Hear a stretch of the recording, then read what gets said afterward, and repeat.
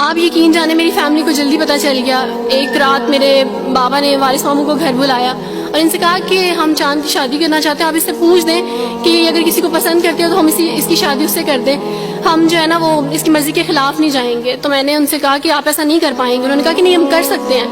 مجھے یہ تھا کہ مجھے پچھتاوا نہ رہے کہ میں نے شاید اس دن پاپا سے بات کرتی تو پاپا مان جاتے. تو میں نے ان سے کہا کہ پاپا میں ایک مسلمان مرد سے شادی کروں گی, آپ ایسا میرے لیے کر سکتے ہیں؟ اگر آپ کسی مسلمان سے میری شادی کریں گے تو ٹھیک ہے, میں شادی کرنے کے لیے تیار ہوں. میرے گھر میں ایک سناٹا چھا گیا اور اس خاموشی کے بعد جو ہے یعنی سب فیملی والے رونے شروع ہو گئے. انہوں نے کہا کہ آپ اپنے مذہب میں واپس آ جاؤ.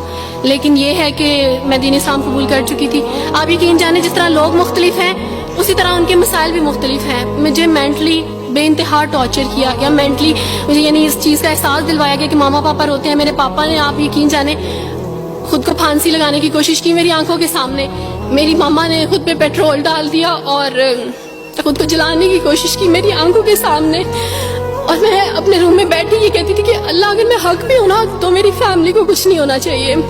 پھر بہرحال مجھے میری فیملی سے نکال دیا گیا یہ اس ڈر سے کہ میری وجہ سے دوسرے بہن بھائی بھی اس راہ پہ نہ چلے جائیں. اور وارث ماموں کو بلا کے مجھے گھر بھیج دیا گیا, ان کے گھر بھیج دیا گیا. جب میں گھر سے آ رہی تھی تو وارث ماموں نے کہا کہ بیٹی اگر آپ کا کوئی سامان ہے تو آپ لے لیں. تو میں نے ان سے کہا کہ اس گھر سے صرف ایک ہی چیز میرے ساتھ جا رہی ہے اور وہ ہے میرا نام جو ماما پاپا نے مجھے دیا تھا.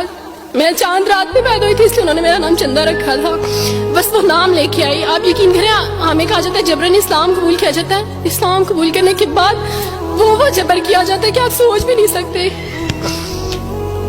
آپ کو اپنے ماں باپ سے ہی ملنے نہیں دیا جاتا, آپ کو اپنے ہی چھوٹے بہن بھائیوں کے پاس نہیں جانے دیا جاتا. آپ میں ہاسپٹل میں تھی ڈلیوری کے ٹائم. آپ یقین جانے میرے پاس کوئی بھی نہیں تھا جو مجھے بیڈ سے اٹھا کے بٹھا سکتا. ایسے موقع پہ مجھے اپنے اپنوں کی ضرورت تھی, لیکن میرے اپنوں کے جبر نے میری ماما کو مجھ سے دور رکھا, میرے بہن بھائیوں کو. میرے کرسچن کولیگس نے ہی میری فیملی کو پریشرائز کیا کہ اس کو فیملی سے نکال دیں, کیونکہ اگر آپ اس کو ملیں گے تو مزید لوگ بھی عبدالوارث کی طرح چندہ کی طرح اسلام قبول کریں گے.